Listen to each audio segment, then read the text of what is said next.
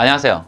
보험 리마인더 이윤석입니다. 혹시 여러분 매월 나가는 지출 중에서 가장 큰 금액으로 어떤 게 있을까요? 보통 대출 이자를 갚는 비용이 많다고 생각드는데 자동차도 있지만 보통 전세 및 매매자금 대출 이자가 거래 금액이 높다 보니 체감상 큰 금액으로 느껴진다고 생각드는데요. 그런 큰 자산을 피해를 보거나 상대방에게 피해를 입혔을 때 배상하는 금액도 무시할 수 없다고 생각됩니다. 오늘은 가장 중요한 부분을 차지하는 거주지, 즉 나의 집을 화재로부터 대비할 수 있는 화재보험 추천에 대한 이야기를 해보려고 해요. 물론 아파트의 경우 아파트 단체 보험이 있어서 알아서 해주겠지라는 생각을 하시는 분도 계실 겁니다. 하지만 한도가 적은 경우도 있고 개별적으로 마련을 해야 하는 경우도 있어서 꼭 이번 기회에 준비하는 걸 권해드려요. 자, 그럼 필수 구성과 보험료는 어떻게 되는지 확인해 보겠습니다. 화재보험 구성을 짓기 전에 추천드리는 두 가지 내용인데요. 만약 화재로 인한 벌금이 부여되었을 때 실손 보장이 가능한 화재벌금과 가족배상 책임 특약을 넣어드린답니다. 바로 누수 부분이 여기서 보장을 받을 수 있기 때문인데요. 우리 집 누수로 인한 아랫집에 피해를 주게 되었을 때 보장이 가능합니다. 하지만 이건 화재보험 안에서 이야기를 한 점이고 이 특약 자체는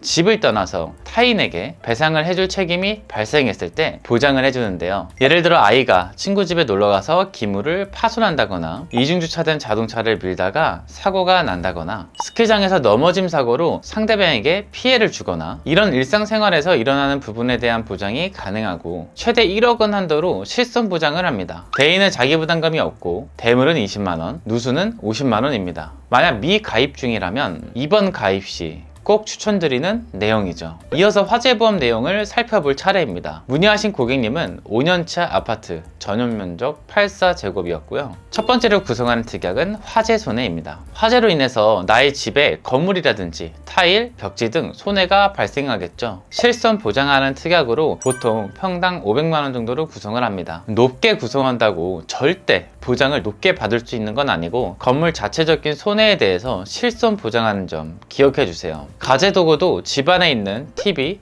소파, 에어컨 등 피해를 보호받을 수 있는 특약으로 3천만 원을 구성했습니다. 그리고 중요한 화재 배상 책임을 빼먹을 수가 없죠. 저번에 저희 동네에서 화재가 있었는데요. 소식을 들어보니 집에 아무도 없었는데 화재가 발생한 상황이었고요. 첫 번째 발화를 시작으로 윗집, 그 윗집, 그 윗집의 윗집까지 불길이 치솟아 그을려지면서 유리도 파손되고 심각한 상황이 되었습니다. 화재라는 게 없어야 하지만 발생하더라도 우리 집만이 아닌 다른 집에도 피해를 준다면 그 손해액은 상상도 할 수 없을 정도로 부담이 되실 수 있겠죠. 이때 필요한 내용이 화재 폭발 배상 책임입니다. 화재로 인해서 피해자 사망, 부상 시 보장을 하고 재산적인 피해도 보장을 하며 대물은 최대 20억 한도로 실손 보장합니다. 화재보험에서 가장 중요한 우리 집 그리고 이웃집에 대한 보장을 정리했다면 누수에 대한 보장 부분도 짚고 가야죠. 처음에 설명드린 가족배상 책임에서는 아랫집에 대한 피해를 보장한다면 급배소 시설 누출 손해는 우리 집에 대한 손해를 보장하게 됩니다. 이 특약은 회사마다 한도가 300, 500만 원인 곳도 있고 자기 부담금이 있기도 합니다. 하지만 보험 리마인드에서는 1000만 원 한도로 가능하며 자기 부담금이 없는 곳으로 안내드리고 있죠. 그리고 화재가 발생했을 때 소화 분말이 있을 수도 화재 진압을 위한 소방수 사용으로 인해서 자택에 머무르는 게 어려울 수밖에 없죠. 이럴 때 임시 거주비를 넣는다면 1일부터 10만 원 한도로 받을 수 있습니다. 이렇게만 구성한다면 월 1만 원의 준비를 할 수 있고요. 간혹 저는 환급형으로 안내받았어요 라고 말씀해 주시는 경우가 있습니다. 2만 원, 3만 원도 가능할 수 있는데요. 적립보험료를 넣어서 만기 때 전액이 아닌 일부를 돌려받는 특약이랍니다. 하지만 화재에 대한 보장은 지금 설명드린 내용이 전부이고요. 최소 보험료를 맞추기 위해 어쩔 수 없이 넣는 게 아니라 너무 많은 적립보험료를 넣어서 보험료 낭비가 되는 일은 없어야겠죠.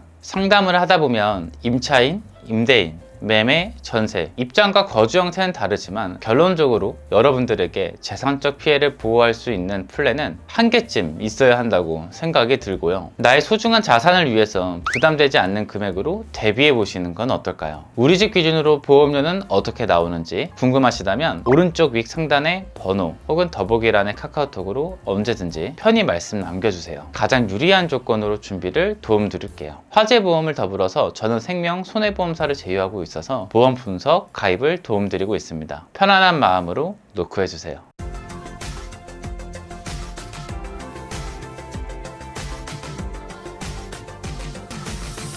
본 광고는 광고 심의 기준을 준수하였으며 유효기간은 심의일로부터 1년입니다.